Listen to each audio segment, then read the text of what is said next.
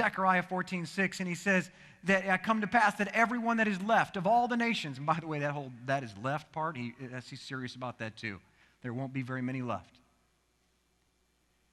Which came up against Jerusalem shall even go up from year to year to worship the King, the Lord of hosts, the Sabaoth, Yahweh Sabaoth, and to keep the Feast of Tabernacles. And it shall be whoever will not come up from the families of the earth to keep the Feast of Tabernacles, he's not going to send any rain. In the millennium, the next time somebody says, you don't have to keep the Feast of Tabernacles, you say, well, maybe not, but I'm going to learn how to practice because one day I'm going to have to keep it.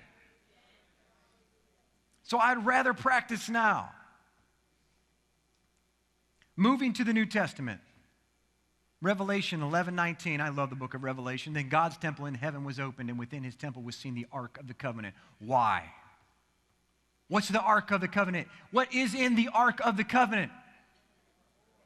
The very book of the Torah. It is the 10 Commandments, representative of the 10 sayings of everything that is hung off of that, and love sits on top.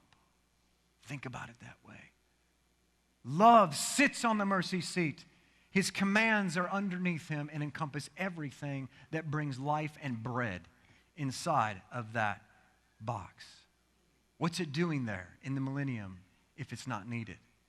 There came flashes of lightning, rumbles, and pearls of thunder, earthquake, and a great hailstorm.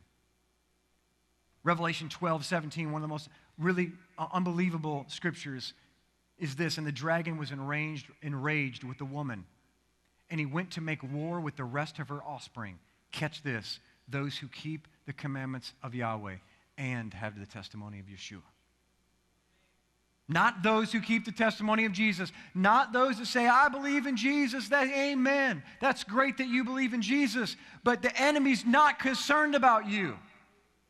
He goes after those who are keeping the commandments. Why? Because he only wants to destroy the bride. Revelation 14:12, here is the patience of the saints. Here are those who keep the commandments of Yahweh and the faith of Yeshua.